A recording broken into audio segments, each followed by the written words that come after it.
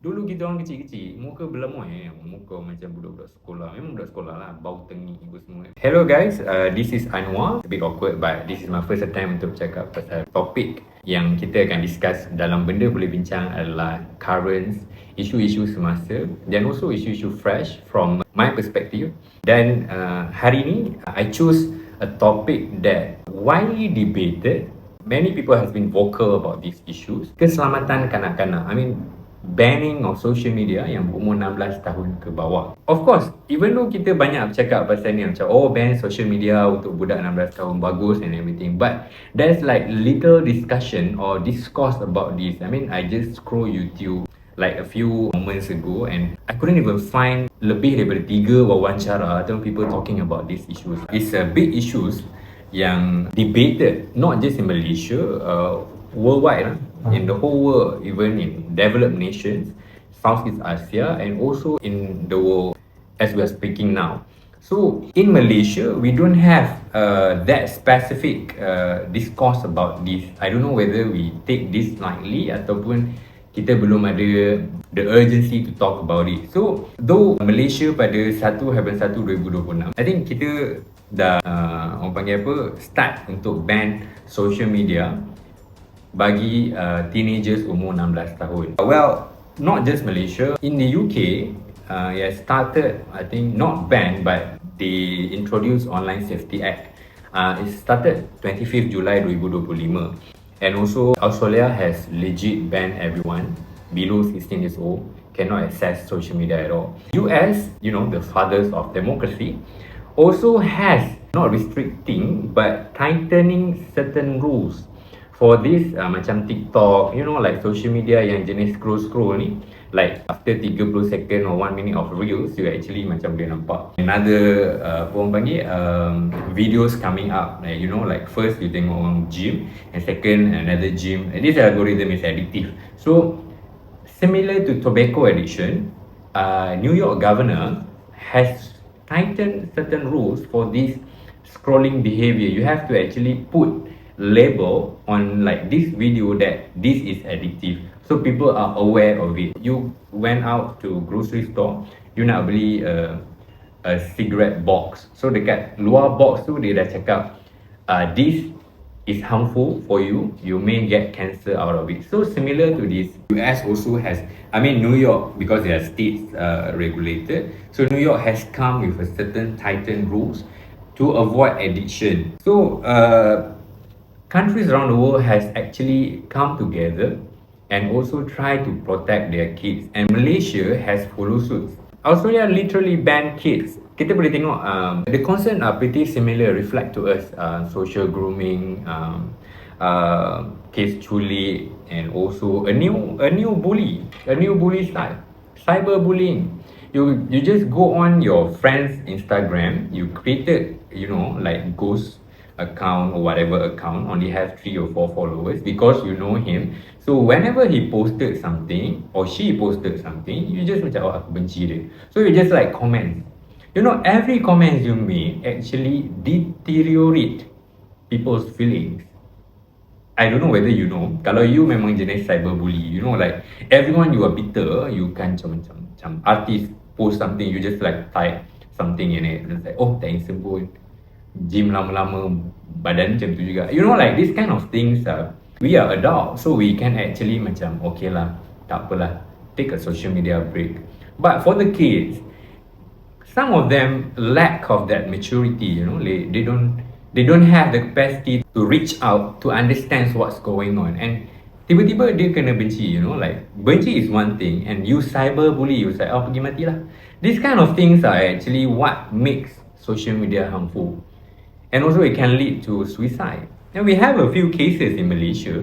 I think last year 2 or 3 students actually committed suicide from this kind of cyberbullying. And it's worrying, you know. A life has been taken because people don't like him, people hate him. I mean, of course, previously masa kita kat sekolah apa semua, case bully ni banyak. And maybe ada suicide cases yang not reported, but it's physical. Means like you have to be there, you have to see that to actually make people feel vulnerable and committed suicide or do whatever they feel insecure. But social media is different. You tak payah pi pun dekat tempat tu.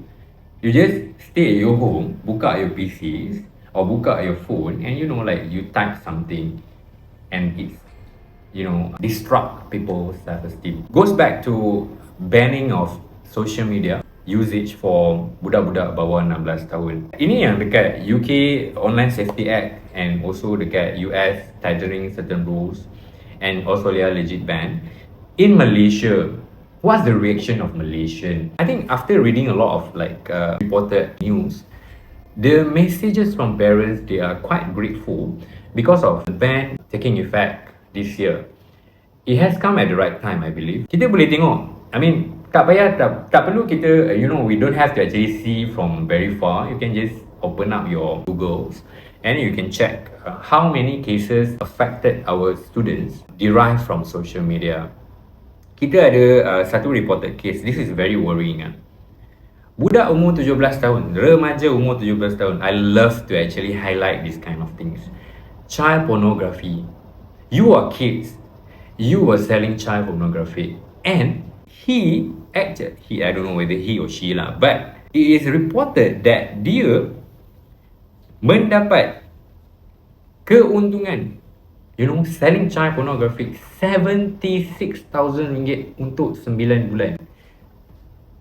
Okay, it's not funny, it's worrying, and also it's sad.